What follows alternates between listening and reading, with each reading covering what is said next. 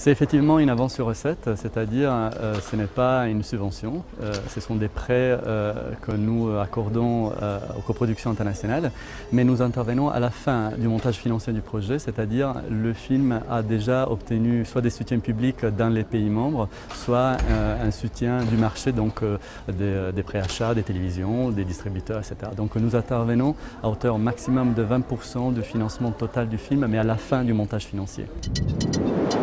Les films sont choisis par le comité de direction qui est composé par les représentants des États membres. Donc ce sont les États membres qui choisissent et choisissent sur la base de deux critères essentiellement. La structure de la coproduction, donc la qualité de la coproduction et la qualité artistique du scénario.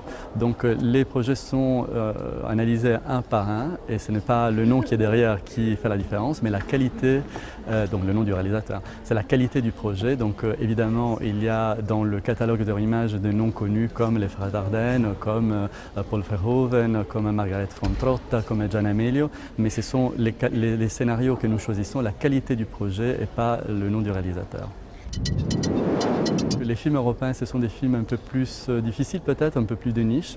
En Europe, on aime la diversité, donc on produit des films qui ne sont pas nécessairement de grand public, mais ça permet justement d'avoir une offre élargie pour le public européen qui peut choisir sur un éventail assez élargi de films.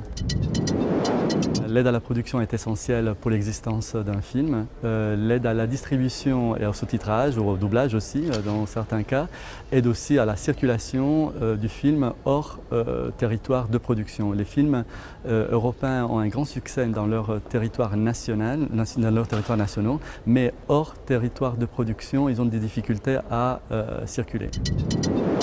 Il faudrait essayer de stimuler les écoles à apprendre l'éducation à l'image, puisque pour l'instant l'éducation à l'image est laissée aux télévisions qui souvent programment des films qui ne sont pas nécessairement européens. Donc nos enfants vont voir des films que la télévision leur programme souvent à des horaires d'accès des enfants par exemple.